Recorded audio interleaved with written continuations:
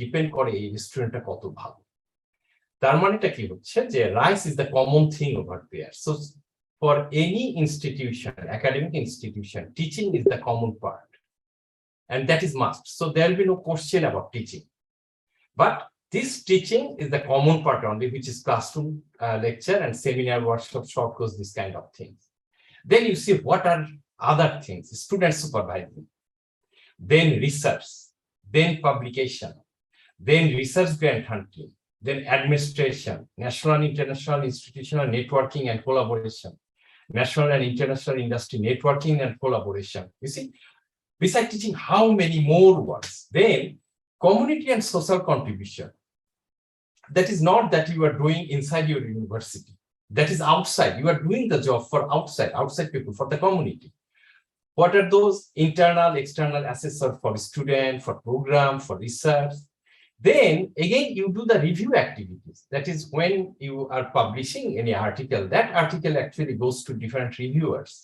So those reviewers actually, we are the reviewers. So you have to review the journal, you have to review the conference article, even that you have to review the research grant. Not only that, you have to do some editorial job. Then again, conference, seminar, workshop. Then you have to get the membership for different scientific and professional body, and beside that also the consultancy. Now you can imagine that teaching is just the only one part, and very in terms of total, if it is 100 units, then only 20 to 30 units is your teaching. Rest 70% is not your teaching. So you see that 70% of your job, which has different scope, not exactly teaching. Okay, so let's go through a little bit about university ranking criteria. If you look at here, you see that for QS ranking, which is worldwide known, mostly they go for this university QS ranking. You see that academic reputation, which is 30%, which comes from survey, employer reputation 20% from survey, faculty student ratio that goes from university data, international research network, that is the thing that you have to develop, then citation per paper, papers per faculty, then staff with a PhD, proportion of international faculty and student, proportion of inbound and outbound exchange student. You see that if you look at here, you can see that only academic reputation, which actually comes from different student, and employer reputation, which come from the different industry. You see that if I consider this 30 only, then 70% is for different, having different criteria to be into the ranking. Okay, and who are the people will actually help to getting your university into the ranking? It's not the student. Remember that students only a little portion of the whole thing is the student. But all the things actually should be contributed by the lecturers. So it's the lecturer's responsibility to make the university put into the university ranking. If you go for the Times Higher ranking, you see that teaching 30%, research 30%, citation 30%, international outlook 7.5, industry income 2.5. So if you look at here, the 60% work is about research and publication. And again, who will do this one? It's the academy, that is lecturer. So this is a little bit about what's the lecturer's job and what are the things that needed to be into the ranking. Okay, so let's start. But before we start, I want to say another thing. That is, whenever I go to Bangladesh, I visit different university. Whenever I talk to the lecturer, they always tell that, okay, our workload is high. Then when I tell that, okay, you can start from your FYP. So no, we don't have much money. University don't give us money. The government don't give us any research money. So how shall we do the research? But you see that this is totally a wrong concept. For example, University of Bangsan, Malaysia, I have one there. Even that the chair table is bought not by government money, not by university. University never give any money for research. Okay. Even that, they don't pay anything for the research lab. So that lab I developed. What I do, I hunt grant. From the grant, gradually over the year, I buy different kind of equipment. And you see, it took me around 7 or 8 years to have a full-fledged lab. So that is the thing you have to get the money from outside. University will only give you the space. Okay, so whatever we have seen just now, one of the main thing you found that the publication. Why? Because that is the only thing that can be countable. For example, you are a good lecturer. You really teach very nicely. Students like you. But how shall you measure? How the other world or outside the university will measure that one? It's really impossible. Through survey they will measure, but it's really not a concrete thing. But the only thing which is possible to measure is the research. That is, you will do a research. And again, when you did some research in your university, your colleague, your student will know that, okay, you are a good researcher. But outside the university, no one will know that you are a good researcher. So there is only one thing which will ensure that you are a good researcher, which is through publication. That means when you will publish, then only people will know. Okay? So now let's start. So what I say that why do we write research article? First thing is that the people will know your invention. Another thing that we need to share the knowledge. Because you see that in academia, if you don't go for patent, then actually what we do some research, then we convey this message to others through articles, through conference, proceeding or presentation, so that other can get this knowledge and start their research from that point where you have ended. Okay? To promote yourself and to fulfill the organization requirement, because most of the university, I mean, even that in Bangladesh, I believe, that if you want to be promoted from lecturer to senior lecturer to hierarchical in the ladder, then you have to have certain number of publications, certain number of grants. And at the end, obviously, that through your publication, you will develop a good reputation. Okay, now the question is that when shall I start writing an article? So there are two ways to write article. First, you have an idea. You will do the research, then you will write the article. Okay, so usually this is one way. Another way that you have the idea, you will write the article, then you will do the research. Okay, so you see that the first one is very straightforward. That is, you will do some research, you will get a good output, and from that good result, you will write a paper. Your contribution, you will write through an article.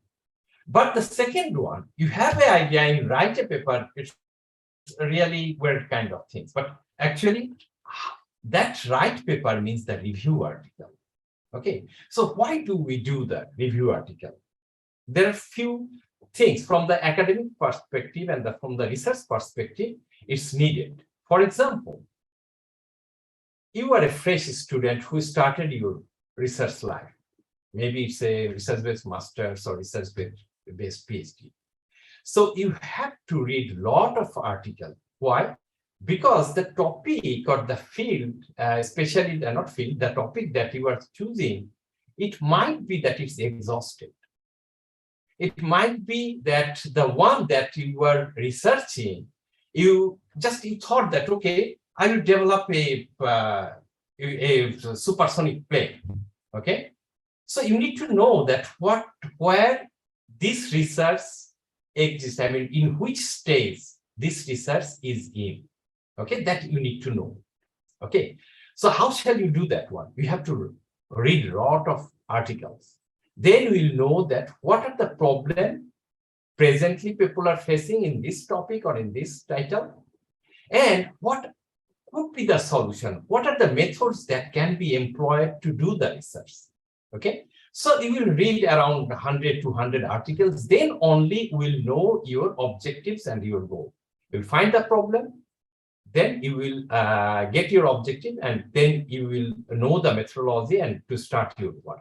Okay, So when you are reading around 100 to 100 articles, then what you will do, you will just write a review paper.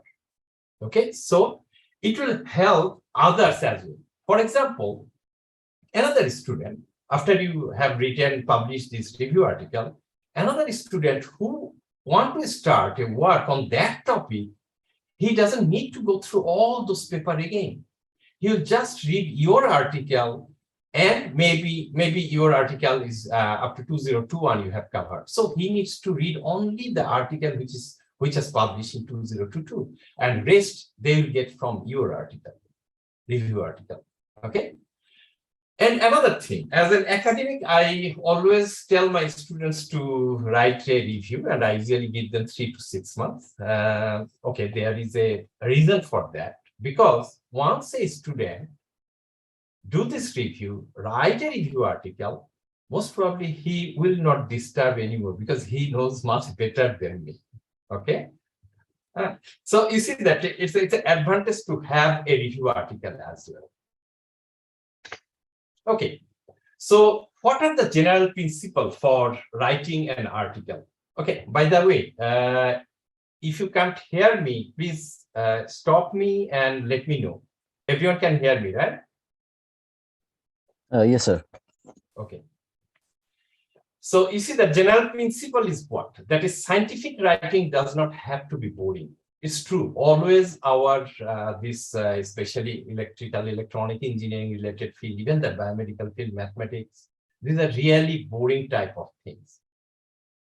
But obviously you cannot make it amazing. But at least you can make it in such a ways that it has a flow. So people will be curious to every paragraph you read, and will feel curious to go for the next paragraph. Okay. The second one is the learning to write is learning to edit yourself. What we do usually, students, we just write the article. Then we tell we send that to our supervisor. As a supervisor, when I will read that one, after 2-3 lines, when I see that lot of grammatical mistake and lot of, that you express something, but that sentence is not reflecting what you are expressing, then I will feel, I will not feel to read more. So what you need to do, once you are writing, take 1 day gap, then read it again. After reading, you will find that there are a lot of mistakes. So once you edit first time, then take again a break for 1 day or 2 days, then read it again. Then again, you will find that there are so many mistakes. It's not grammatical mistake. It's the things that the way you wanted to express, actually those sentences not reflecting like that. Okay. So once you will do 3-4 times this editing, then you will see that your article is in good shape. Then know the readers and the journal. That is another thing. That is, when you will choose a journal, you will just go through the scope, you'll find that, okay, this is telling, let's say, for example, you're writing something about artificial intelligence. So you found that the journal is, artificial intelligence based, and the scope is telling that one. No, that is not the way, because scope is usually so broad. And mostly it's not understandable that whether your journal will go to that journal or not. Okay, I mean your article. So what you need to do, you need to go through their archive. Then you will see that your kind of topic or title, has that anyone ever published last 3, 4, or 5 years. If you see that similar kind of title or similar kind of topic has been published on that journal, then only you know that this is the right journal where you want to send your article. Okay, so that's why you have to know the readers and the journal through this way.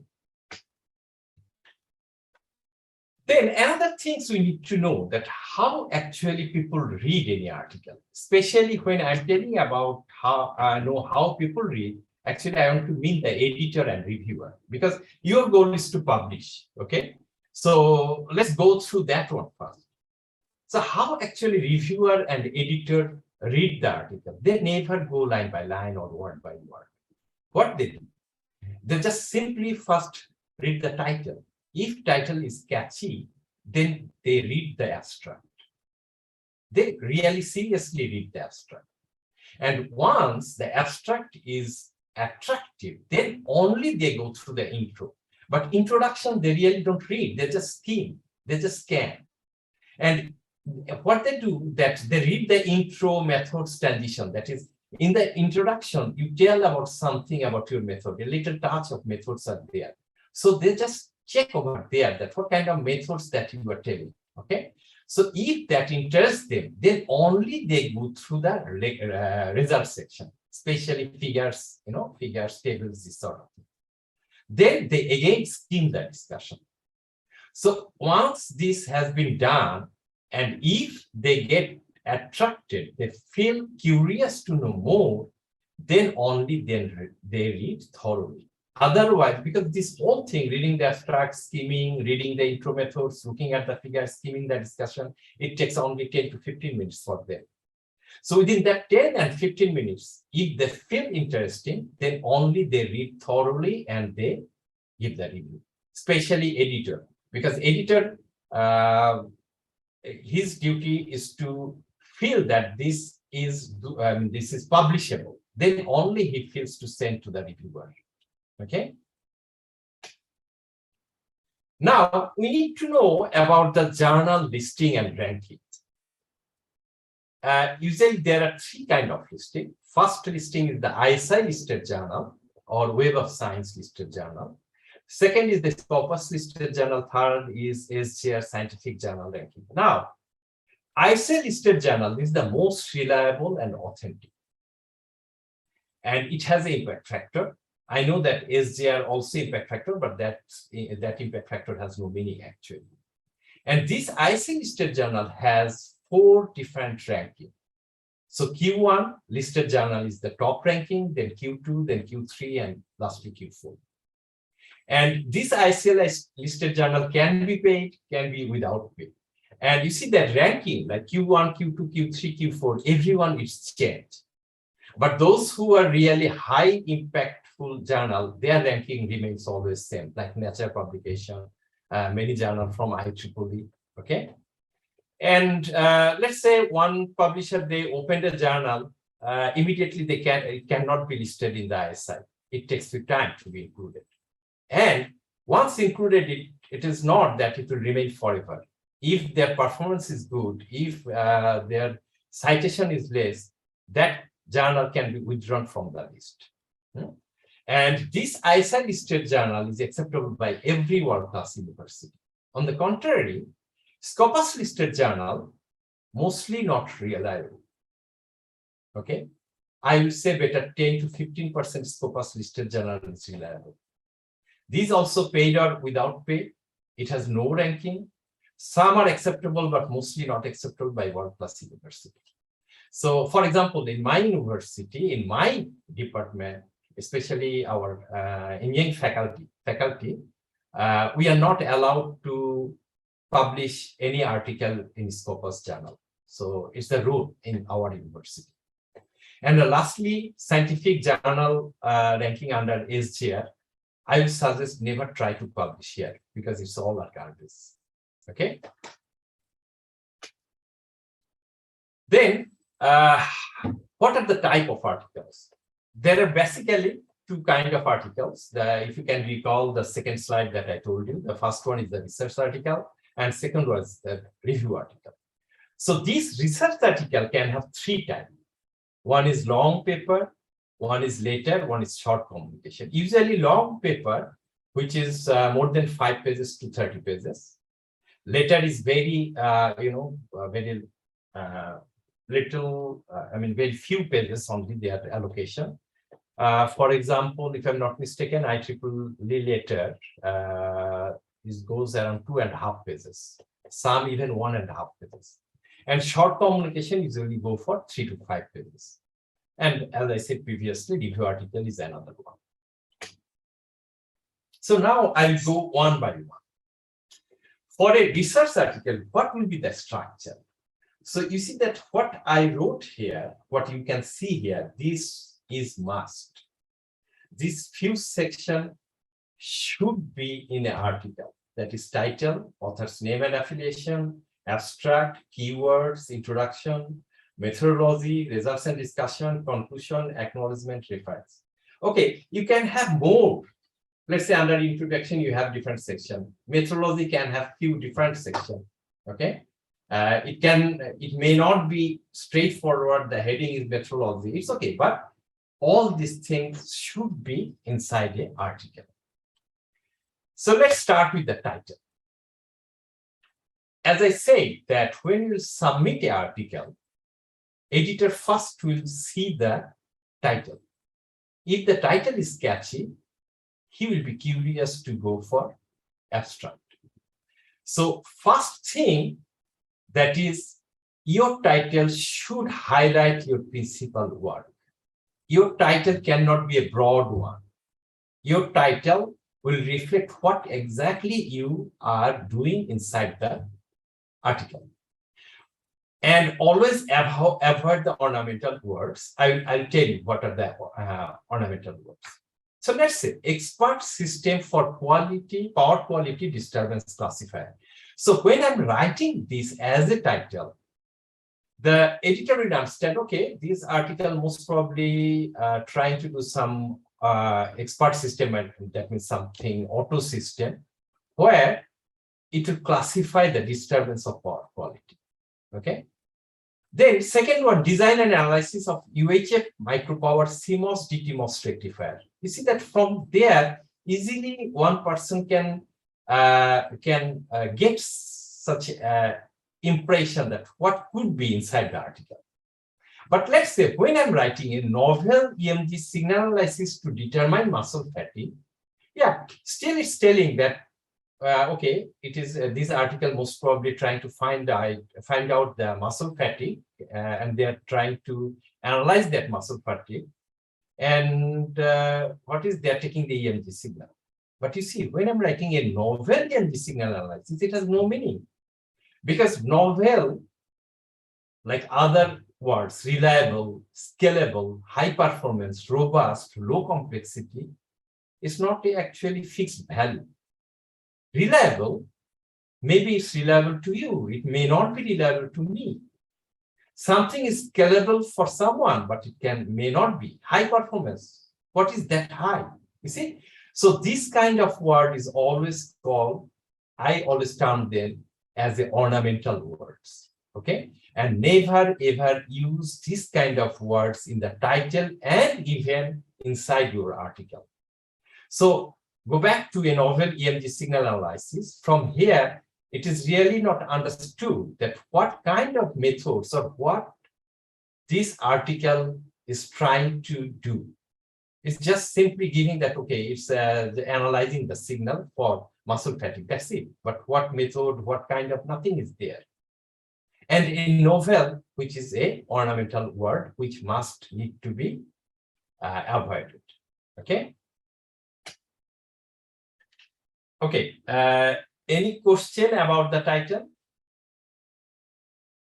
Anyone wants to know more about title? I have a question. Sorry? I have a question. Okay, good. Actually, in the title part, you said that in the third title, it says as a novel EMG signal analysis to determine muscle fatigue. So if I want to rearrange this, how will I write? Okay, you can say that, let's say the method that, let's say artificial intelligence. So embed artificial intelligence here, because you are using artificial intelligence to analyze this one. Okay, you are analyzing to determine muscle fatigue using artificial intelligence. So when you will integrate AI here, then automatically this will reflect your whole article. Got it? Yes. Because usually in the article, it should reflect a touch of your method, a touch of your ultimate objective, a touch of your application. Okay. Any more question? Okay, if there is none, then let's go. Author's name and affiliation. This is another thing you must. Actually, author's name, it's okay. Obviously, you are few are the authors, so obviously their name will be there. But we give the affiliation and also the address, especially email address in some and the proper postal address.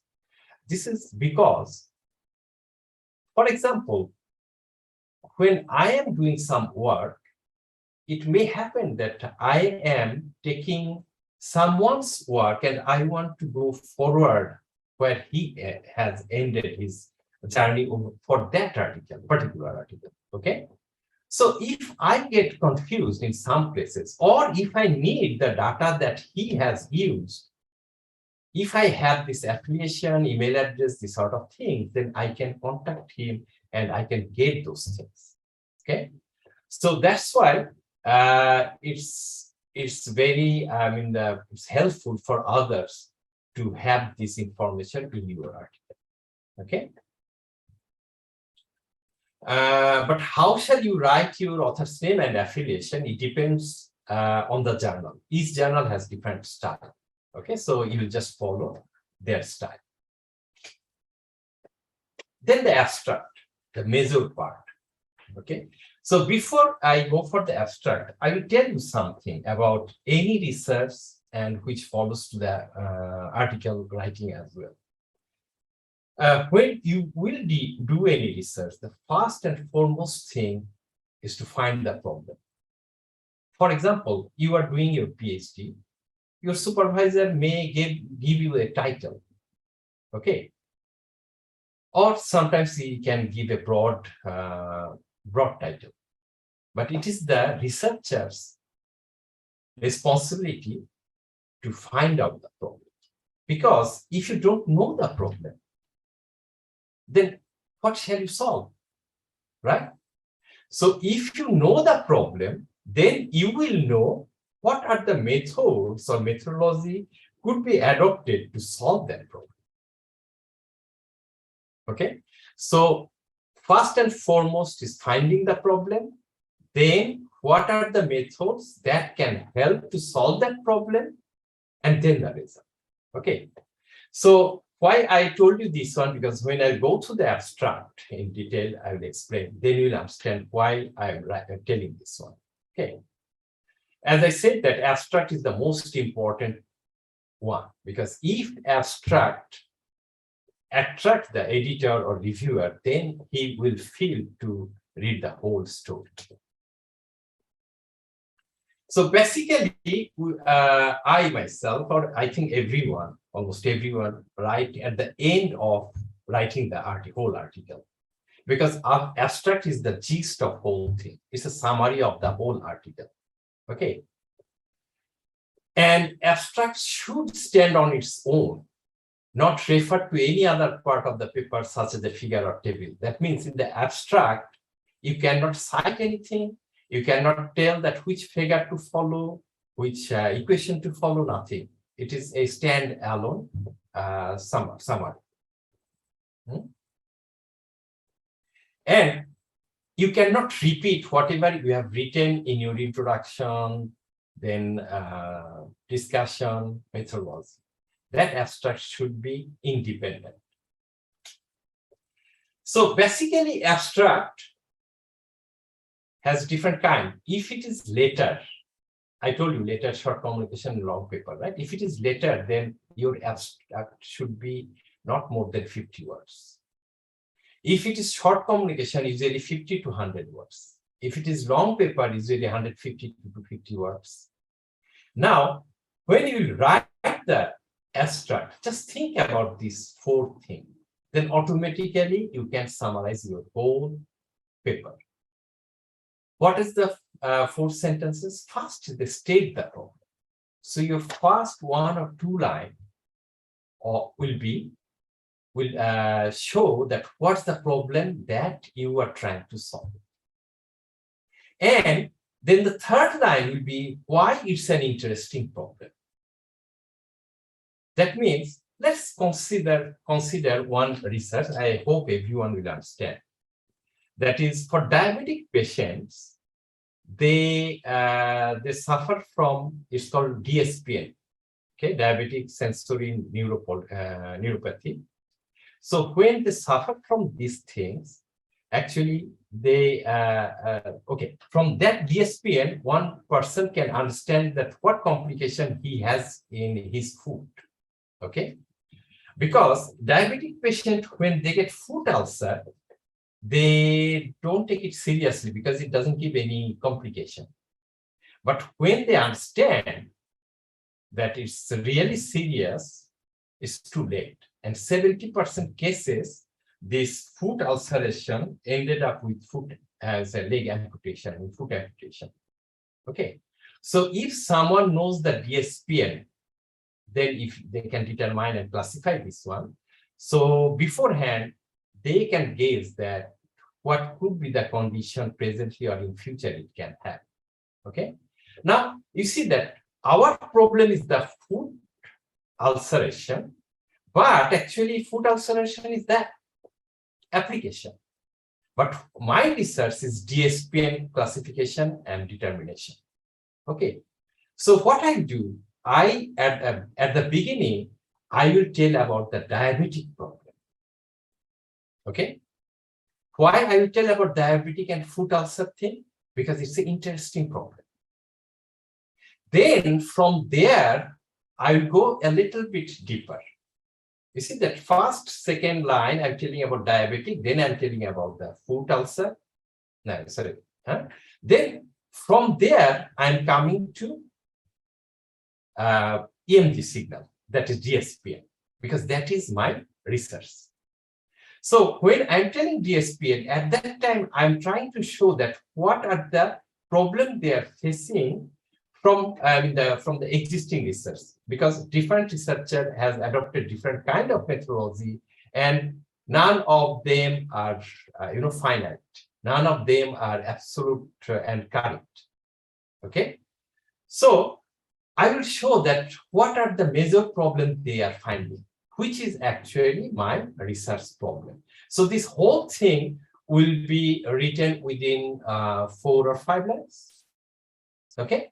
Then I will tell that, okay, these are the problems they are facing. So I will adopt this kind of method to solve that problem.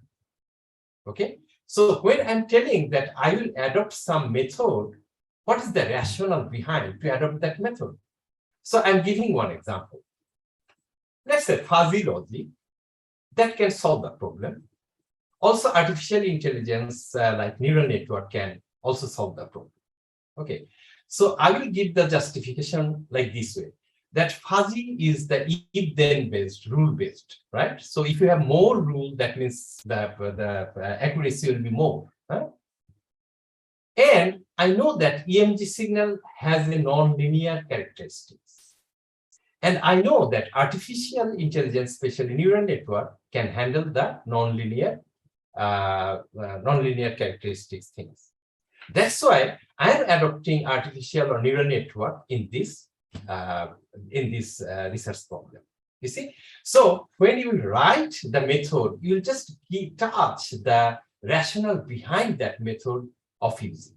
Okay, so that is the say what your solution achieves, and say what follows from your application. So that part is the result, and how this result will help the community or the industry or the application that you are taking. Okay, so these whole things, that is, you tell problem, why it is interesting problem, what method you are going to adopt, and what is the rationale behind, and what the benefit you can get from the result. So that is your abstract. So this is one way to write the abstract. Let's see another. Another way, that is, your whole introduction, you will squeeze to 1 to 2 lines. Your methodology, you will squeeze to 2 to 3 lines. Your result and discussion, you will squeeze to 1 to 2 lines. Your conclusion up to 1 line. So if you do this one, automatically, it will follow the same thing here. And why I'm telling so, when I go through the introduction, then we'll understand that introduction, when I'm squeezing to 1 to 2 lines, actually it is telling about the problem and interesting problem, these two questions. Okay. Then methodology actually telling about what your solution. Right. And result discussion is telling about the solution achieves, and what follows from your solution will be the conclusion. Okay. So when I will explain about introduction, then you will know that why I'm telling that it's 1 to 2 lines, and which will cover the problem and the solution. So anything about abstract? Okay, better I'll ask throw question later. Okay, so look at here. I'll give you 1 minute to read this one. Can you please read?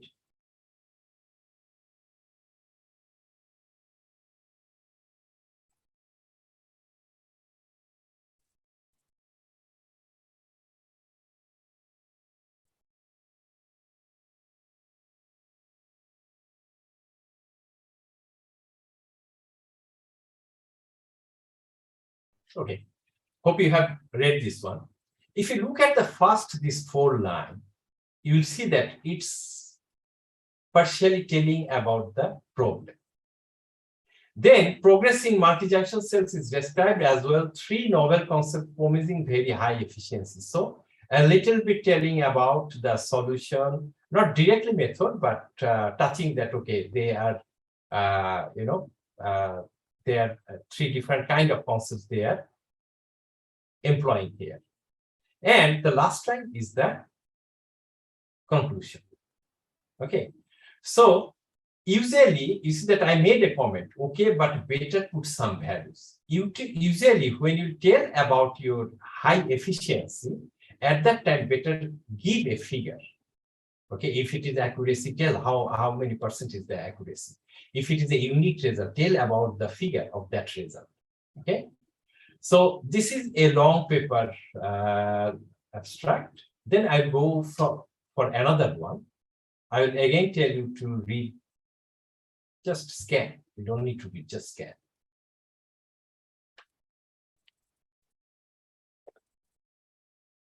Okay, by the way, whatever abstract I'm showing or whatever example I'll show here, all are published, okay, in different Q1 journal.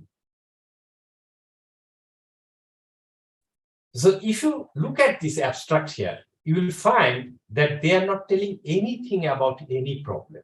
Straight away, they are telling design and analysis of ultra high frequency micro power rectifier based on a diode connected dynamic threshold MOSFET is discussed. You see, and what the result they got, and there is nothing about problem, nothing about the interesting problem.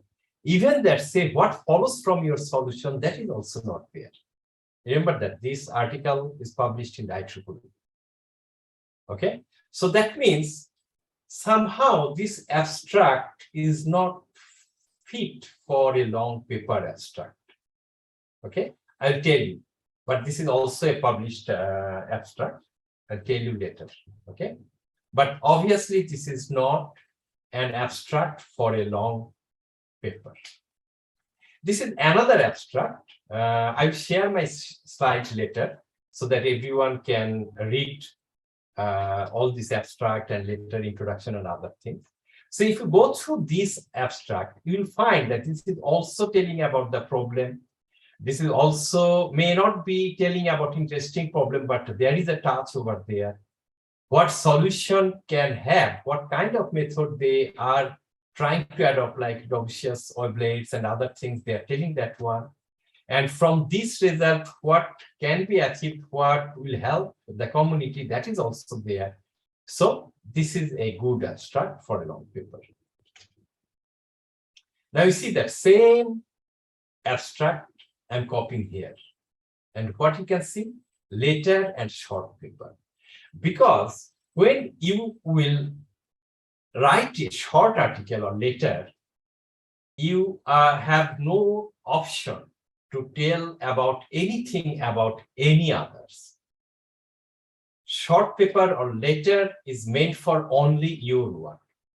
What you have done, what methods you have used, what result you got. You are not given any scope of comparing to show the contribution, to show the novelty of your work? No, nothing. Okay, because letter is made for the work which is immediately needed in the society or in the community. Okay, for example, COVID-19 situation. So you come up with a one method which can easily diagnose the COVID patient. Okay, so they don't need to know that how good this method it is. They just need to see that it can do and is the efficiency is this. That's it. So those kind of work, not only COVID, anything which is immediately needed in the industry or community, that usually go for letter. So in a letter, you have nothing to say about any other things, any comparison, nothing. Only say what you have done. That's all. So this is the abstract for a letter or short paper. There is another example where they are also showing only what they have done.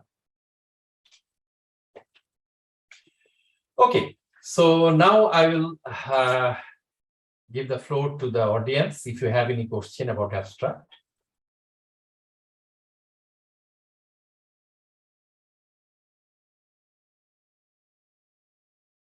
Anyone having any question?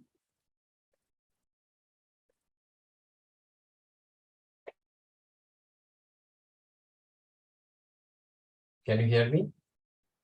Yes, sir, we can hear you. Okay, so as long so no okay. question, I guess. Sir, yeah, we can move on to our question answer session.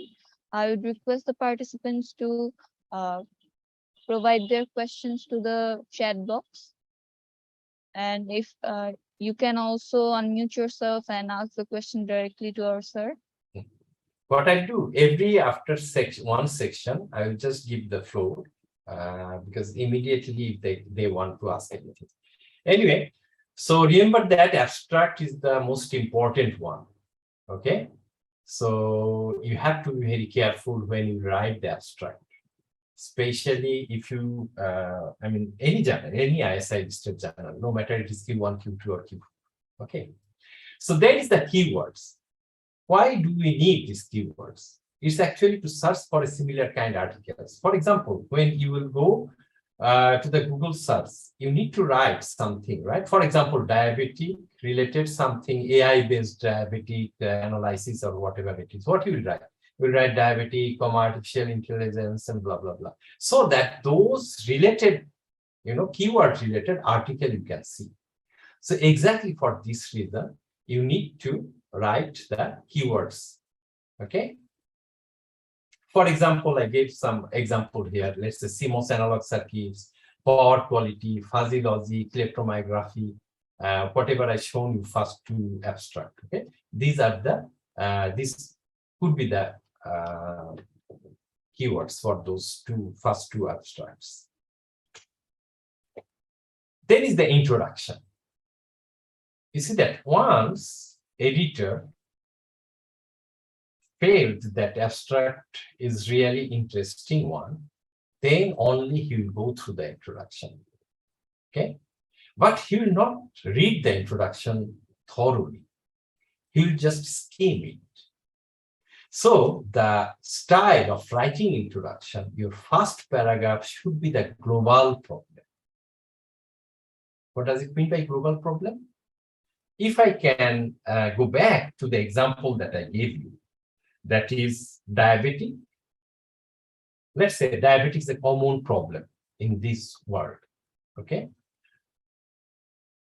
Then second is your photos. Okay. So when I will tell about diabetic in the first paragraph, what I will do, I will give different kind of data. Let's say how many percent, how many people in Bangladesh, let's say you are from Bangladesh, so you are writing, giving the data of diabetic patients in Bangladesh and also in the world. And you will forecast, I mean, you will get, if you go through the statistics, different statistics, you will find that after 5 years, what will be how many patients will be there, diabetic patients in the world. So give those data in the first paragraph so that the reviewer, the reader, the editor will feel the importance of this article. Okay, then you will go for footers, and you will tell that how many percent actually need the imputation, how many percent end up with this foot imputation, how many percent suffers at the end, how many months it's required. You see, so in the diabetic is a common problem, everyone knows. So it will give the seriousness, but not that serious. But when you tell about amputation and all those things, then importance will get a different height. Okay, so all these things will come in your first paragraph. So that is called the global problem. That is the application for which you are doing this research. But remember that this is the application problem, not the research problem. Okay, so application problem usually I used to say as a global, a global problem. So this global problem will be first paragraph to create the importance for the reader, for the editor, for the reviewer. In second paragraph, you will go into deep. What deep? That is from that foot ulceration, you will introduce about DSPN. What is DSPN? And DSPN is related to the EMG signal. Okay, so you will tell about EMG signal and DSPN. You see, actually that is the research gradually you are going, which you will do. Your first paragraph is not the research, it's the application problem. Your second paragraph actually your research and your research problem. So in your second paragraph, you are writing about DSPN, your EMG signal. Then you will tell that what are the research is ongoing. You just need to mention 2 or 3 researchers, present research work, and what is their disadvantage. So remember that your second paragraph will gradually go down to the real problem and then to the research problem. And always in this second, if you think you can do one thing, first paragraph global problem, then the second paragraph local problem, but your research, not directly research problem, local problem means your DSPN, EMG, this sort of things. Then third paragraph you come directly for the research problem. So you have the choice, okay? So let's consider that second paragraph is your local problem, that is the research problem. Always remember that you must need to show at least 2 to 3 research works and their disadvantages, and never ever show their advantage. No matter how good those research, but never say anything good about those 3 articles or 2 articles. You'll just show that what are the problem, what are the advantages with that. Okay, so your second paragraph about the research problem. Then your third paragraph will be the rationale of using your own method. So you will tell that, okay, I'm going to use this neural network, but why this neural network? So you give the rationale like that I say that neural network can handle the nonlinear data or nonlinear signal. Okay. So your third paragraph will be, you will introduce your methods and the rationale behind the methods. Then your fourth paragraph will be the conclusion of your whole introduction. That is how this method can give advantage to the industry or that diabetics or the foot ulceration, and how can you lower down the amputation rate, So that part is the fourth paragraph. Okay, so actually I will skip this one because what I say actually all is written in Word here. But if did you understand what I have said just now? Do you want me to repeat?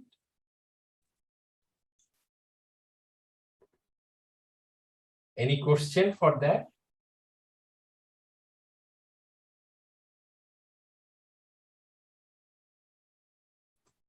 I think we are good. Okay, good. So this is your about introduction, and remember that this introduction actually another step for the reviewer to go for your what is called the methods and other things. Okay, now when I have said that 4 paragraphs, that is the global problem, then the local problem, then the introducing the methods, then the rationale behind of using that method, then the conclusion. Did you notice that always one paragraph has a bridging with the second paragraph? Okay. I used to say one funny example here, and I used to ask a funny thing. So I ask the same thing.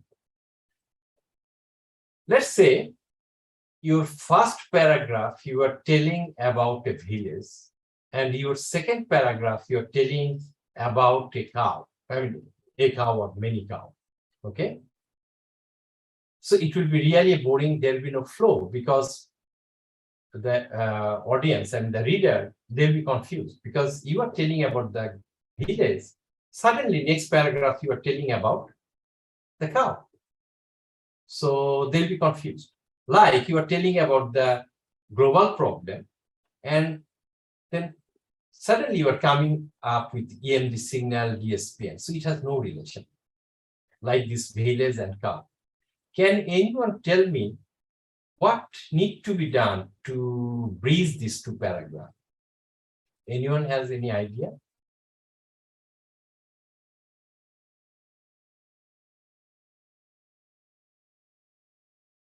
How shall you bridge these 2 paragraphs so that there will be a flow?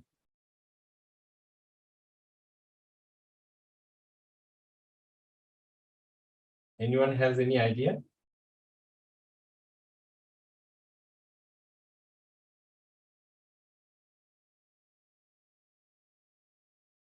Hey, you can, right?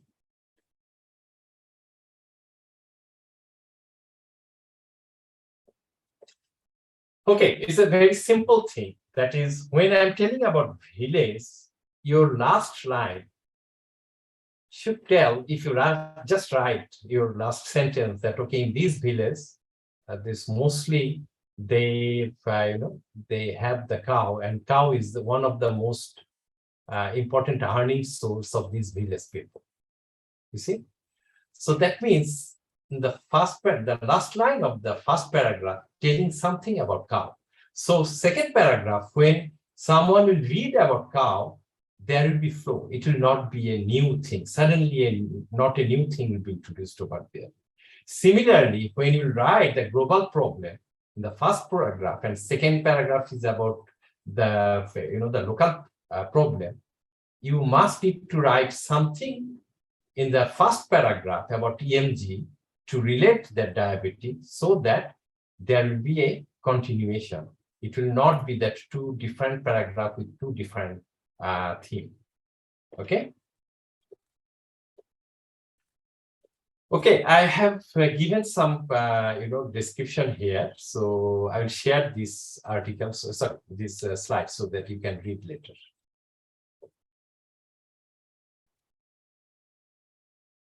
Okay, now when you will write the about diabetic, about the EMG signal, and again those 3 or 4 researchers work with their disadvantage of those things, you must need to cite there. Okay, so everything should be cited, so that cannot be missed.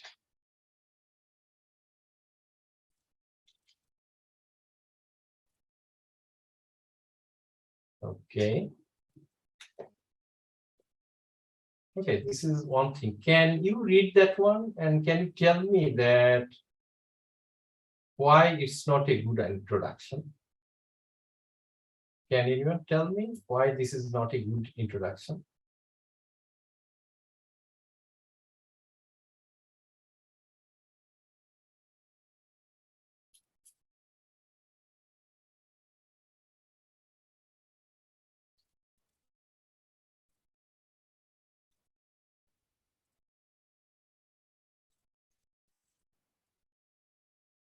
Sir, You see maybe that? because it explains about another research paper rather than the research paper I'm talking about. Yeah, because you see that in one of the research, DWT is employed to detect PQ disturbance. This approach unifies time and frequency information and provides an integral signal processing paradigm where it's embedded, wavelet, blah, blah, blah. But it is not showing anything about the disadvantage of this research. Got it? So in the introduction part, you must need to tell some disadvantages. Okay, you can only tell this kind of things only when, let's say, for example, in your research, you are using DWT as well. So to justify, to make the rationale of using DWT, then you can tell this one. Got it?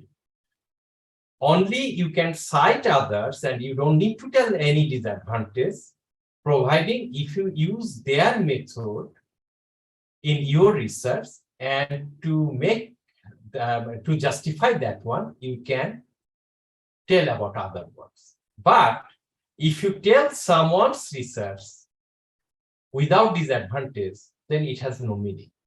Okay. Another things usually we do, we sometimes get confused that what shall we do? We'll write them in the, for myself, because I'm writing the article. So it will be the author, or I will use we or our or what. So you really don't need to think about this, because there is no such rule that you have to use we, our, the author. Whatever you feel, just to use it. Okay? It doesn't matter.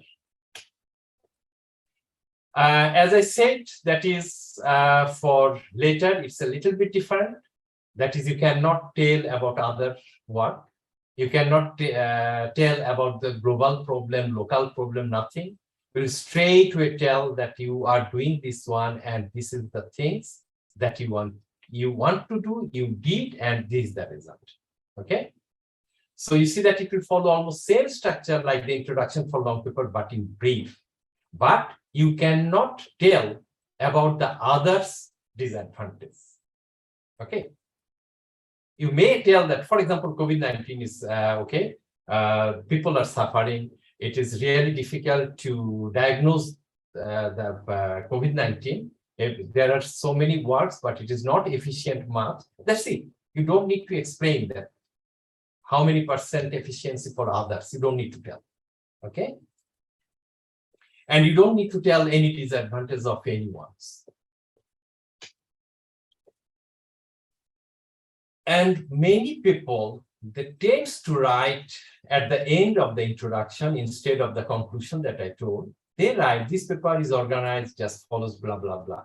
Please, never ever do this one, because this structure is for the thesis, for your research-based master's thesis or the PhD thesis. But for the journal article, this is not a good thing. Okay, so avoid writing this kind of organization. So I better wrap up the introduction, describe the problem, describe the features and advantages of the method that you are going to use, describe the similar works with their disadvantages, describe your work in brief with key achieved advantages. Only this 4 things, 4 paragraphs. And I already covered that there should have a flow from one paragraph to other paragraph.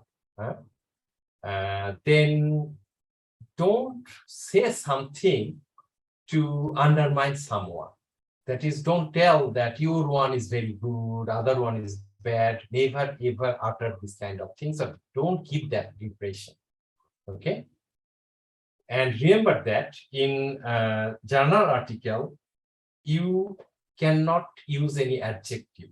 You can say some adjective like good, bad, efficient, all those things. You have to give the proof. Without proof, you cannot judge anything. Okay. So for introduction, do you have any question?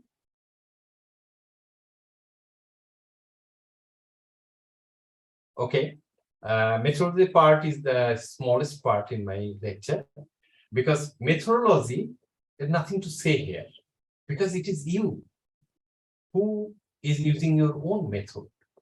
Maybe you are taking someone's method, but that is also a solid method. So whatever you are doing, whatever method you are using, just explain and describe clearly.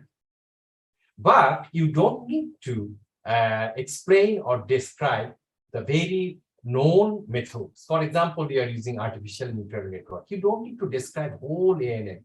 You don't need to describe whole backpropagation things. Okay. So well-known methods, you don't need to describe all. Even that when you are using equation, okay, if it is your equation, then from start, from the assumption till the deduction, deducing everything to come up with the last equation, you have to tell everything, you have to write everything. But if you take someone's equation, just take the equation, you don't need to deduce, you don't need to do the deduction. Okay. And in your method, always try to use diagram flowchart, because when you use diagram flowchart, it is more visible. Okay, through words, sometimes it's really difficult to make others understand. Okay, so better use diagram flowchart. And again, let's say you are using some illustration. Don't try to explain the whole illustration again. Then actually you are doing the double work. You are showing the diagram, again you are explaining the whole diagram. Okay. Okay, I've already told these things. But for methodology, it will be exactly like your long paper. But remember that your allocation is only 1.5 pages or 2.5 pages. And most of the letter, they have constraint about the figure. For example, they will tell that altogether it may have 2 or 3 figure or maximum 5, including table. So you have to think about that. Okay. So basically nothing to tell about methodology, because it is your method and you have to explain it clearly and describe in detail. Then the results and discussion section. You see that you have to show the contribution, because your article will only be published when there is some contribution. So how shall you show that this is your article result is a contributed result? Except later, because later is different kind, right? So the only way to do this is the comparison. That is, you are comparing your results with someone's work. It should be the similar kind of work. Maybe they have used fuzzy logic, you have used artificial neural network. It's okay. So you got a better result. Show that. So that your result is superior with others. But remember that it should be a apple-to-apple comparison. That means the other article, the other researcher, the data that he used, you have to use the same data. Or you have to do the same research the other guy did, and you have to use your data to their research. Then only you can compare apple to apple. Okay. And again, your findings try to illustrate through graph, through table. And don't once you show the graph and table, don't try to explain and describe the whole graph and table again. And another thing, your article, except introduction, because introduction, many things can be present tense or even the future tense, but your result and discussion cannot be present or future tense. It should be past tense. Okay. Now, if you can recall, I told you that in introduction part, you need to tell about other researchers' disadvantages, at least 2 to 3 or even more. Here, if you have mentioned one researcher's disadvantage, in your results section, you must need to show the advantage of your work over their work. If you show 3, you have to mention here 3 advantages of yours. Okay, so this is must. And that's why, let's say, for example, you told about 3 researchers, result in your introduction, and you told their disadvantage, but in your results section, you just showed your advantage only over 2. No, you cannot be. Either you need to delete the 3rd work in your introduction, or you have to compare the 3rd work as well here. Okay.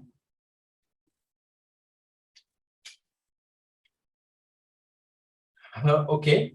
And never claim any sort of superiority of your work without any proof from your result and comparison, which I told you, that you cannot say that you got a good result and you are telling that you got a good result and it's really good. No, you cannot say. You have to show the proof that why it is good.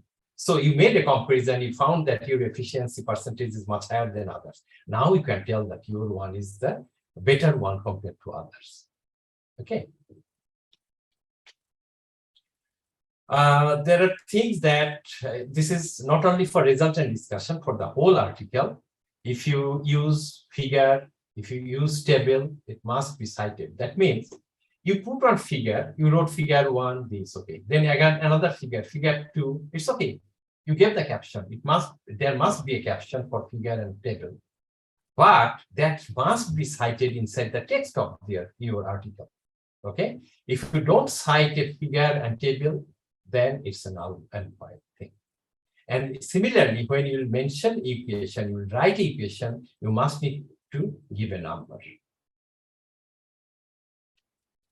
And let's say, for example, to present your result, you are using table, then just stick with table. Don't go for graph again. Okay. And for the letter, it's exactly same. The only thing you have the constraint of number of words, so you have to be careful over there, and there is no comparison study for later. Okay. And the conclusion, I have seen that many articles, what they do, there are few paragraph, it's a big conclusion, but usually it's not. Your conclusion is the concluding the whole work. It can be 2 lines, it doesn't matter. It can be 3 lines, it doesn't matter. It's just to show that after this, queen and king happily lived forever. That's it. Okay. So usually your conclusion, again, people do the mistake. They summarize the thing. No, conclusion is not the summary. So that's why sometimes people get mistake. They actually rewrite the abstract and put it in the conclusion. No, it's not. You just tell that, okay, you did this research with adopting these methods. You got this result, and this result can be beneficial for, let's say, diabetic patient. That's it, finished. Okay. Okay, one more thing I forgot about the result and discussion. Remember that when I'm telling result and discussion, many people do a mistake. What they do, they just put the result, they make the comparison, they show that, okay, look at table 1, and you can see that our result is the best result, or we got the highest efficiency. So you are describing your result through the table, I mean from the table. Or there is a the graph. So from the graph, you are telling that what you are getting. I mean, your one, how much you got. No, that is actually result. You are describing the result. That is not the discussion. Discussion is that why you got that better result.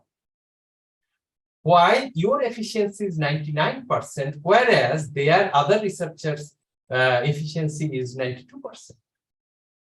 So that you have to tell. And that is called the discussion.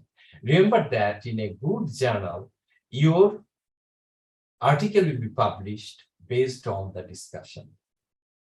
Not only whatever I just told, you are following everything, but your discussion part is just simply the simply explaining your result, no, your what will not be published.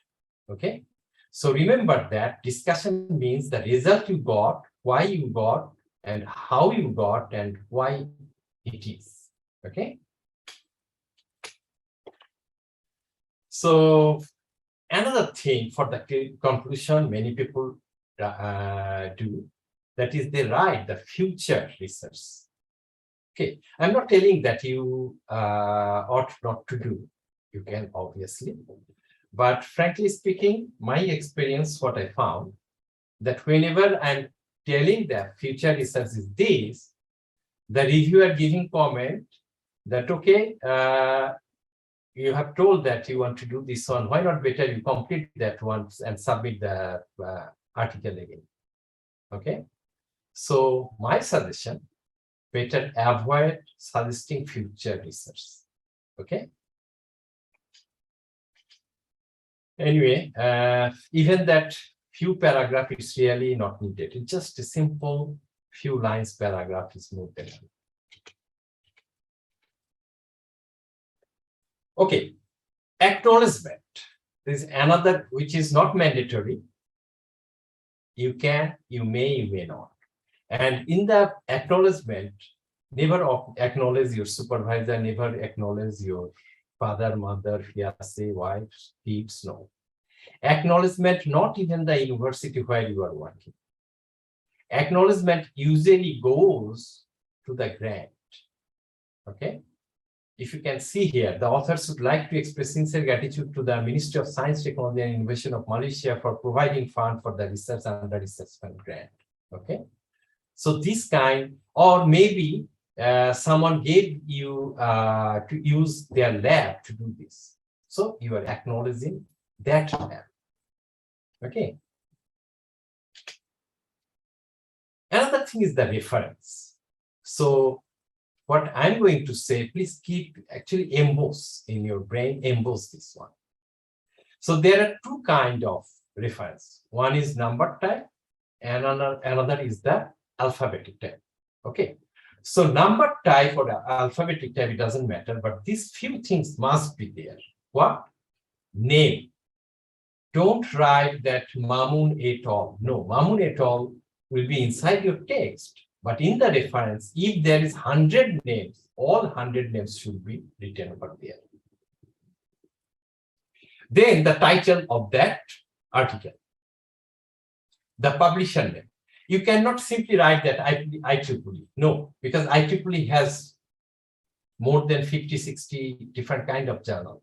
So you have to write whole journal name. Then you have to write volume number. Most of the journal has a volume number. So if it has a volume number, it is must to write. If not, then it is different issue. Most of the journals also have the issue number. Nowadays, instead of issue, there is ID, article ID. So you have to write the article ID number. So you see that volume, issue, it depends. If they have, you must. If not, then you can avoid. Then page number is must. You must need to write the page number. So if it is online publication, the open access, then usually they don't have page number. So let's say your article is 18 pages. So just write 18 pages. That's it. Then the date for journal article. If it is journal article, you just need to write the date. Date means year. You don't need to write the month even. Okay. But if it is conference, then you need to write the whole date. For example, to 24th May to 26th May is the conference. So you have to write 24th May to 26th May 2022. Okay. And for journal article citation, you don't need to write that which place, I mean, the journal article was published in which place. You don't need to write. But for conference, you must need to write the place. For example, Kuala Lumpur, Malaysia, or Dhaka, Bangladesh. Okay. And when you will cite this, reference, it should be chronologically. That is, it will start with 1, then 2, 3, 4. It may happen 1, 2, 3, 4. Then you are giving 1 again. Yeah, put again 1. Then again 5 because you ended with 4 lately. So 4, 1, 5, 6, again maybe 3 is coming, 3, then 7, 8, 9, like this way. Chronologically it will go. But in case of the alphabetic one, you have to write this whole citation based on this alphabet, okay, name. You see that, let's say it started with Korim, then another one is the Alum, so A will go first, Alum, then B, then C, then D. But when you cite, here we are citing 1, 2, 3, but here you will cite like this way. If it is more than 2, then it will be Ali et al. The year. If it is only 2 person, then Mamun and Ali, 2007. If it is 1 person, then Mamun, 2007. Okay, only the first name. Okay. And when you cite, always try to cite journal article. If you have let's say 100 cited the references, at least 70% should be from journal article, and 30% less than 30% will be from conference and web page. But seriously speaking, try to avoid web page reference. Okay, and never ever cite any internal report or private correspondence. So that's about the research article. Shall I immediately go through the review article? Can I? Do I have time?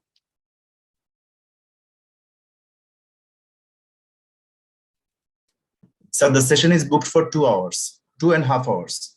Oh, okay. So I can go through, right? Okay. So you see that if you go for review article, it's exactly the same contents: title, author's name, abstract, keywords, introduction, methodology, results, but there will be no methodology, no result. Discussion, conclusion, acknowledgement, reference. So I have written many things, but what I'll do that. First, let's go through the title. You see that first title: Techniques of EMG Signal Analysis, Detection, Processing, Classification, and Application. Okay. Detection and processing technique of FEC signal for fetal monitoring. So from here, easily you understand when I'm writing detection and processing techniques, that means different kind of technique we are discussing here. Image compression system for mobile communication, advancement in the recent years. Advances in signal processing and artificial intelligence technologies in the classification of power quality events is survey. So your title, especially review article, obviously should be a little catchy. Yeah. It should not sound like purely technical. Abstract, actually, you will just tell that what you are going to say. And what are the things that you are trying to discuss? Okay. And the last line always be a simple line. This knowledge will help them develop more powerful, flexible, and efficient application. So this kind of conclusion. Okay. So here abstract actually follow the research article type. Sorry. That is, initially you have to show some kind of global problem. Okay. Then you have to go through a little local problem. Okay. From there, previously I told you that you are giving the rationale for your methods. You are giving the disadvantage for different researchers. But here you'll just tell that you are taking this many research from different from the world, different researchers' works. That works actually you are analyzing and you are discussing about their advantage and disadvantage. Previously, it was only disadvantage. Now you are giving the advantage and disadvantage. So how shall you write a review article? What is the preparation? Usually what I teach my student, that is, take the keyword of the article that you are planning to write. From the Google Scholar or Google browser, you just write those keyword. And from there, you don't need to read any article. You don't need to download any article. Just go through the browser and see that which article title sounds like your topic. So download around 150 to 200 articles. Just download. Okay. Then simply open this 200 article one by one, and you don't need to read. Just scan. When you scan, automatically you'll know that no, those sounds my topic from the title, but when you are scanning, it's actually not in and with the scope of your topic. Just delete those. Then from 150, maybe you will end up with 70 or 80. Then what you need to do? Then you just read those a little bit, not line by line, but read a little, like abstract, like the introduction part or the methods part. Okay, not thoroughly. So you will end up from 70, 80 to 50 or 60. And that 40 or 50 article is your article to review. What you need to do, first, you need to keep the citation of those articles. Because when you will finally read and write from those articles, you'll forget that which paragraph you wrote from or which idea you wrote from which article. Okay, so keep the citation of that article. That is the first thing. Then key research method and findings. Don't simply copy paste the methodology. No. Go through the methods, go through the results, okay, and write down the key methods that that article is describing and the key results. Just note it down or save it. Then after that, write that what advantages they are getting. It's very easy to get the advantages of any article because every article they show their superiority, right? So it's very easy to get advantage. No one will tell that what disadvantage they have. So the question is that how shall you get the disadvantage of those articles? See that who is citing this article. You see, if you go to the Google Scholar, again, you see that many articles, and you can easily find out who is citing this article. Open that article. They will tell the bad thing about this article. Got it? So the article that you are reading, that article give you the advantage. I mean, they will write their advantage, note it down, and see that who is citing this article. So that article you open and you will see that they are writing the disadvantage about this article. So like this way, you will just copy paste all these 40 articles. Okay. Now, once you summarize all these findings, key research method, advantage, disadvantage, then try to make, because if you go chronologically, like a history, then it will be really boring. But from this topic, you can easily differentiate that. You can see that 10 articles, they are using artificial intelligence. Okay, or maybe supervising learning. Okay, supervised learning. And you saw that another 20, they are using unsupervised learning. So you can easily disintegrate the whole things into two. If you can find another one, make it 3. Okay. So let's consider that supervised learning, 10 articles, they are using supervised learning. So you make this one section. And for each article, you will find in the result section, you will find that they are giving the result based on different kind of parameters. For example, SNR, for example, efficiency, for example, frequency, for example, power. Okay, so these are the parameters. So make a table on y-axis. You will just write down all those research articles in the researcher's name, and x-axis will write all those parameters. So open one article let's say they have the 5 different parameters, put down the value. Second article, they have maybe 10 parameters, okay, extra 5 you are getting. Third article, you'll find let's say 7 parameters, 5 is within common within those 10 parameters, but 2 is new. Just note it down. Which is available, just put the value which is available, just make it dash. So once you open 10 article, you are getting a table with the value of all those results into that table. Okay. Now, this table is your finding. And that is not the end of the story, because when you are writing all those things, no one will publish your article. They will publish article based on this table, what you are writing, because that is your own word. You will describe, you will explain, you will discuss that table. Over there, you will tell that, okay, from this table, we can see that this method, for example, this method is giving this SNR. This method or this researcher got the high efficiency, and it can be seen that this kind of result is most likely applicable for this kind of, application. So this kind of discussion, and stronger your discussion, most likely your review article will be published. Okay, so this is the style of writing a review article.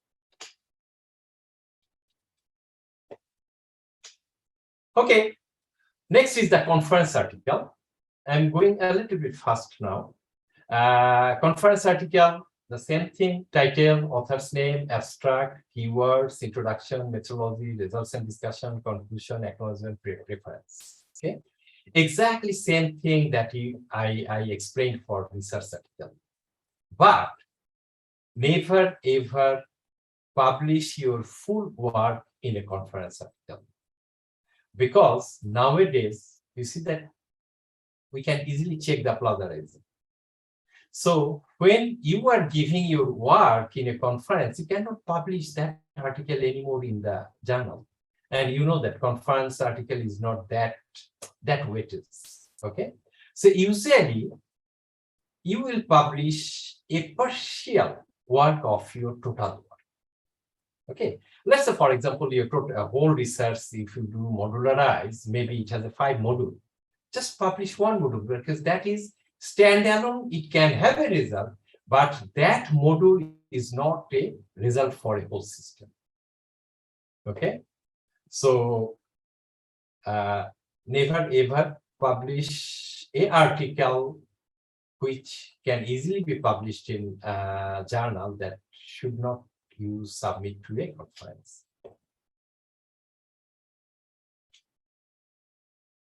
Okay, so another important part, that is, you have written your article, then you are sending to editor or a different journal.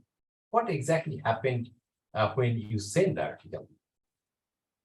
First, editor just scan.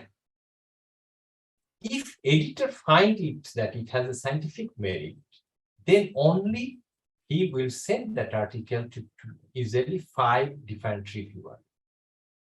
Okay. So if he is not impressed, he will immediately reject. Okay, so the first thing that you need to impress the editor so that it can go to the reviewer. And you also need to know that how fast it will be published. So nowadays, if you go through different this Q1 or even the ISI listed journal, they tell that how many weeks they take for review, probably. Okay. So based on that, you will choose your journal where you will need to send the article. So what happened when they sent to the 5 different reviewers? Actually, they need minimum 3.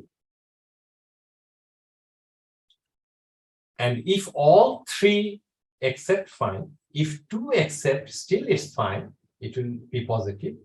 But if 1 accept, no, it will be rejected. Sometimes it happened that 2 have accepted, 1 reject, and editor has also 1 vote. Editor found it, no, he's not impressed. So it's a tie, right?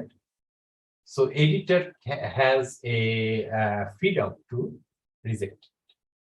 Sometimes it happened that two have accepted, sorry, two rejected, one accepted, and editor also implied to accept it, but he cannot accept it directly. He has to get another vote. So he will wait for another reviewer to get the answer. Okay. So sometimes it happened that all 5 reviewers get the review. So your life will be hell at that time.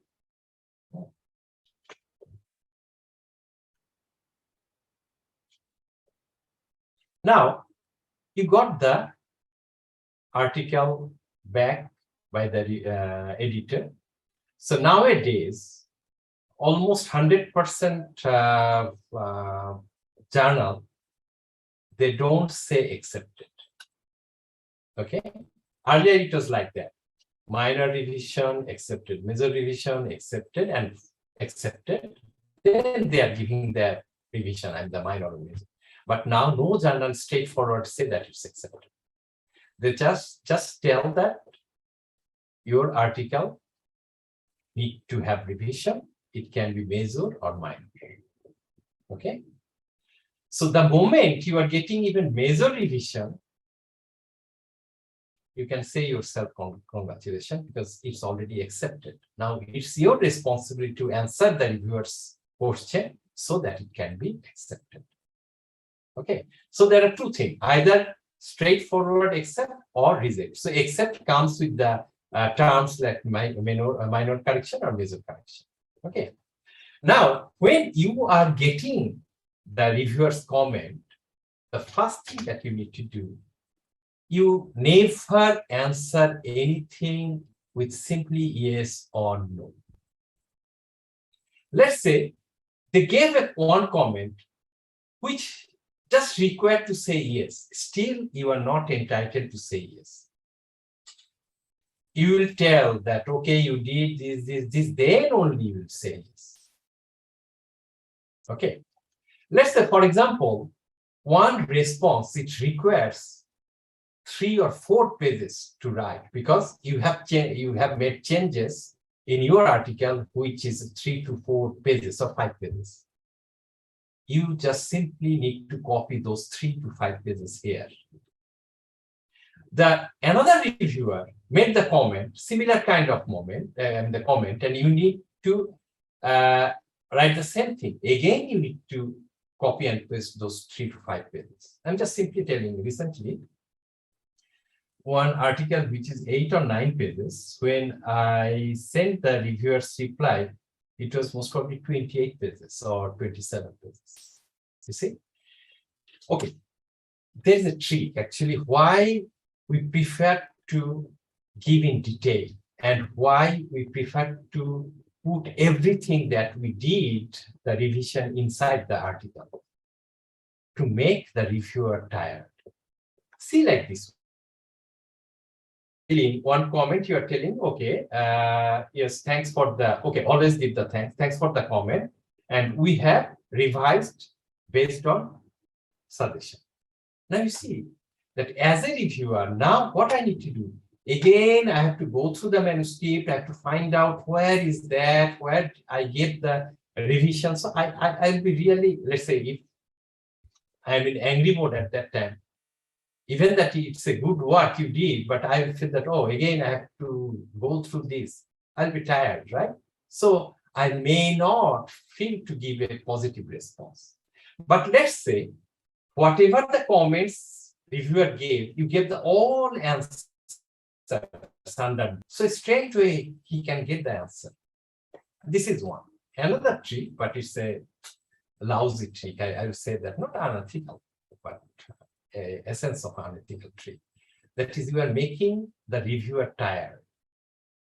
Because sometimes when you are writing everything, he get an impression of, okay, he get the answer. So he doesn't bother to read a whole thing. Got it? So that is the trick for making a response. The title is quite general and could be improved by including the most significant detail that is unique to the author's proposal. So you see, I can straightway tell that, okay, this is the title and I change to this, but I'm telling so many things. The abstract can be improved by including a few specific data results for greater impact on the readers. I can easily sell them, write the numbers on it, but I'm giving a lot of things.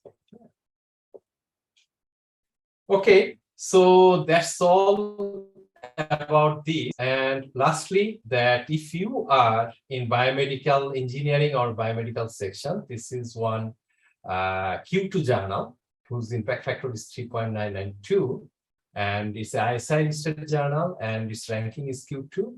I'm the guest editor for this. I'm the editor for this journal. So if you have any work, you can submit here. Okay, that's all for today. Now better go for any question answer session if you have, if you have any question. Thank you very much, sir, for your insightful speech. And those are actually excellent guidelines for our future publications. So the floor is now open for taking questions from the audience. Please feel free to share your views or any questions. If you have any questions, please share your questions. So we have a question in the chat box. So the question is from Dr. Sharif. He wants to know about the journal rankings. How the journals have been ranked from Q1 to Q4, because at some point the ranking is based on Scopus database, and at some point they are not considering the Clarivate database or ISI journals. So there might be some confusions regarding this ranking process. So, sir, could you please clarify that part? Okay. Q1 and Q4 is the Web of Science. Only they do this database. Scopus doesn't have any ranking. Scopus listed journal is the second category journal. I'm not telling that all Scopus journal is the second category. There are few Scopus journal, but very limited, which is really very reliable and authentic. But all Web of Science journal is mostly reliable and authentic. Obviously, Q1 and Q2 journals, they are mostly very high ranked journal, like Nature, like Scientific Report, this kind of journal. And Q1 and Q4 actually based on the citation. What is their 5-year citation? I mean, those journal, articles from those journal, how many times has been cited? So based on citation, what the year, they have an equation. Based on that equation, they categorize between Q1 to Q4. Okay, thank you, sir. Any other questions from the audience, please? Assalamu alaikum, sir. Assalam. So I want to extend my question a little bit further for more clarification as well. Sure. So thank you, sir, for your nice presentation, and it's more understandable and very good presentation. Thank you so much. So my question actually was about the journal ranking, that is Q1 and the 4 quartiles actually. So I have attended one workshop from the Times Higher Education, and they actually exclude the Clarivate database, that's the ISI journal list, from their ranking, while the QS ranking actually based on the ISI journal. So how would you actually distinguish their contribution in that regards? Because the Times Higher Education is also a very good ranking in the world. Thank you, sir. Okay. You see that it depends that which country you are in and how their government, like, for example, in Malaysia, Ministry of Higher Education. For example, in Bangladesh, I believe it's a UGC, right? So different country choose different kind of ranking. For example, in US, they don't care about higher education, Times Higher Education, and QS. They don't care. Absolutely. They care about their own ranking. Okay. While in Europe, they mostly go for, many countries I know they go for the QS ranking. Okay. So this is, I'm telling about the university ranking, because QS and Times Higher ranking is for the university. Okay. For example, in Malaysia, they don't care about Times Higher ranking. they don't accept that one because it's I don't know for what reason, but QS ranking is mostly based on the solid data, whereas times higher ranking is mostly what I found here, that is based on review, based on the survey. Okay, so different country actually choose differently. For example, when you are telling times higher ranking, they exclude Web of Science. One reason could be because you see that most of the world-known university, they go for the ISI, Web of Science, right? So if I put Web of Science, what will happen with India, Bangladesh, let's say this country? They'll not be in ranking any day. Because how many people really publish in Web of Science, like Q1, Q4, Q1 to Q4 journal? So it's a business as well. So that Scopus can also business. You see that Scopus, there are so many journals and mostly are open access journal now, right? So it's a business, big business as well.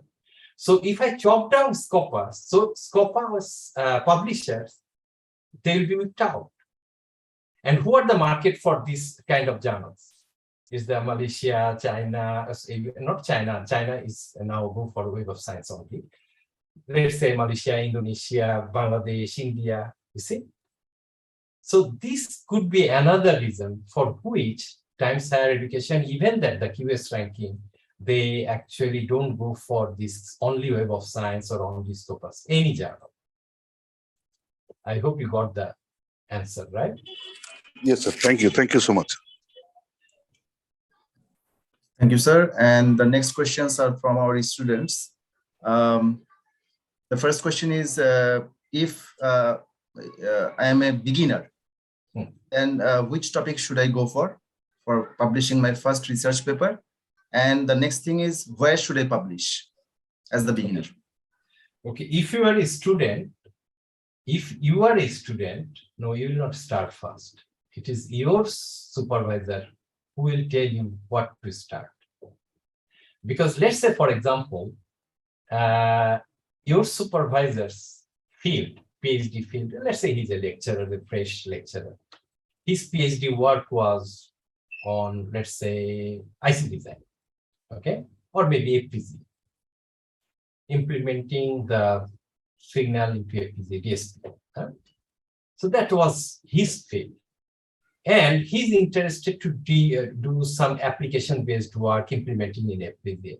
So what you will do, your lecturer will tell that, okay, this could be a good one. Or you have, because you are in electrical and electronics, you have, let's say, for example, 20 lecturers.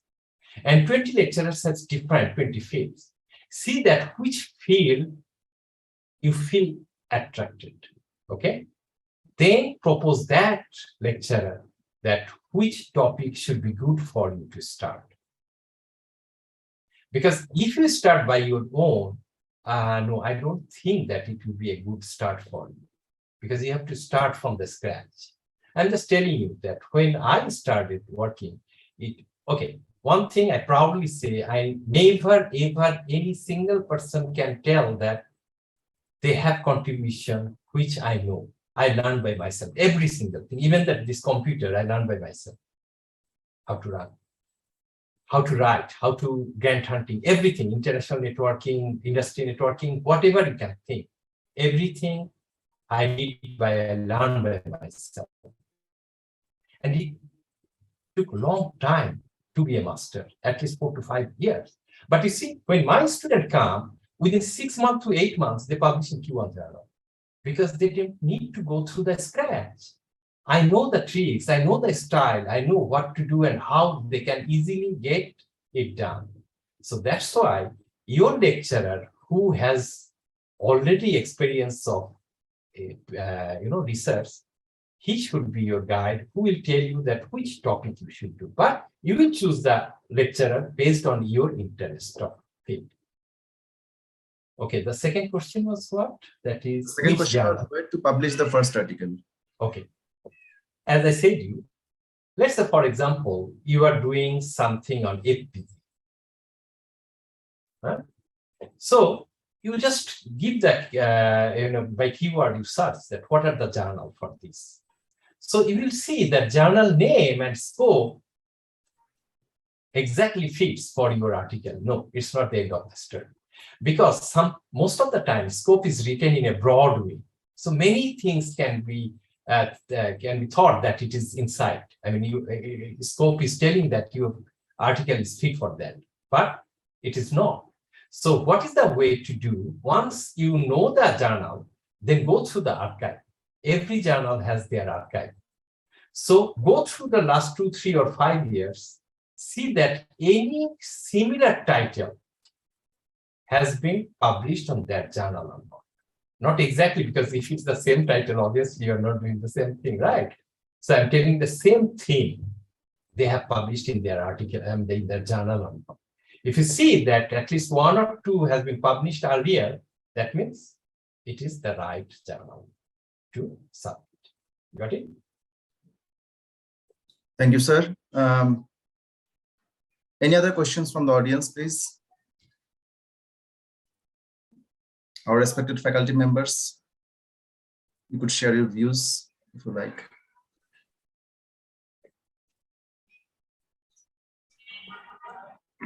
Sir, may I ask another question? Yes, Sure, please. sure, please. So when actually we are searching a journal, we usually go for master journal list or Science Mago or something like that. So are they the proper source of actually checking the journal ranking? So, Journal ranking only you have to go through the Web of Science, that is master journal list. There is no other source, because what frankly speaking, in UCAM we have still we can do, but in limited way. So best way to do that, if you don't have that access, I'm pretty sure you have some friend who has the access. So get from yes, them. we have the access, right? Oh, then it's good. Then you can easily find out, right? Science Mago is also, I think I found some good results also. SCI Mago. No, that's I told you. If you follow my lecture, okay, you see that the first thing I told here.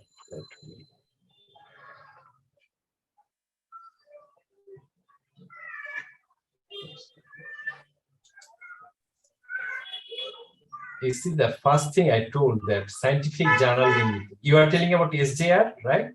Right. So, Please don't, because this has no value. Don't go for any journal on this section. It is wastage of your time.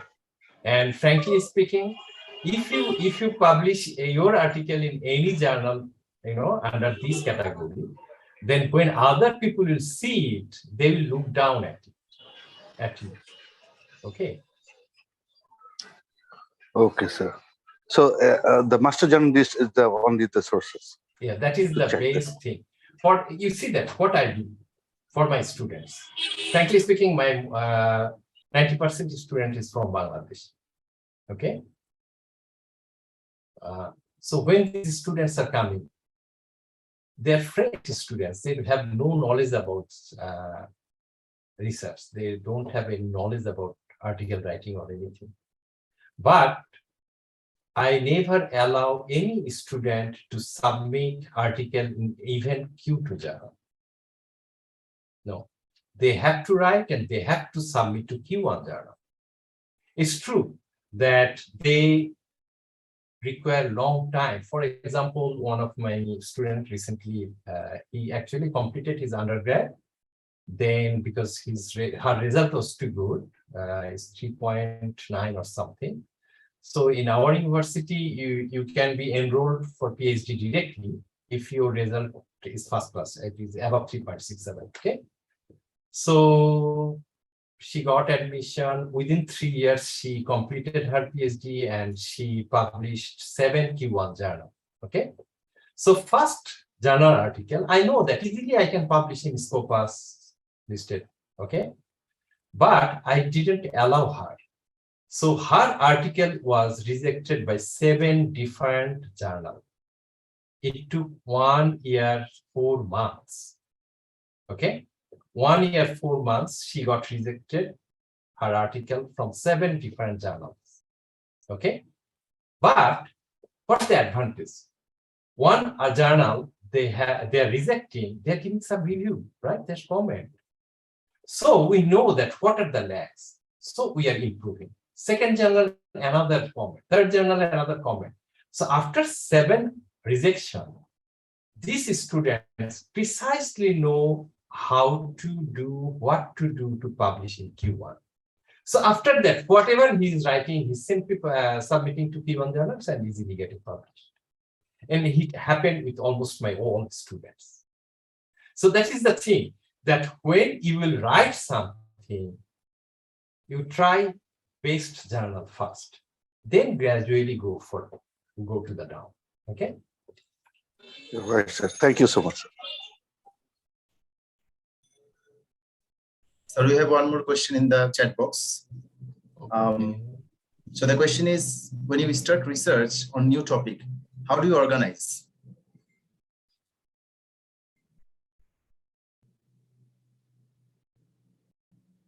When you start research in a new topic, how do you organize? Do you read journals, right?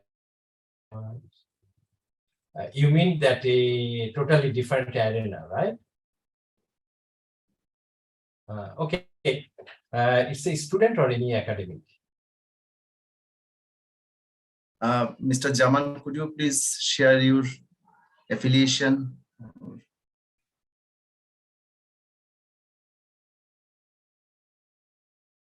I'm not sure. I think you have already covered Anyway, any literature. Okay. No. I'm because I want to tell one good story. Okay. Hey, today the audience, I'm telling you, I got an impression of I'm giving lecture in Malaysia. You know why? Because Malaysian students has a big problem. They will sit, they will never ask a single question. Even that whole semester you give lecture, they will never say anything. So what will happen, whether they are understanding or they are not understanding, you never know. Okay, so it's really a big problem because you are lecturing and you don't know whether they are understanding or not because they are not saying anything. So today audience, I can see that it's very like Malaysian students. Anyway, so I want to give you a when I started my journey.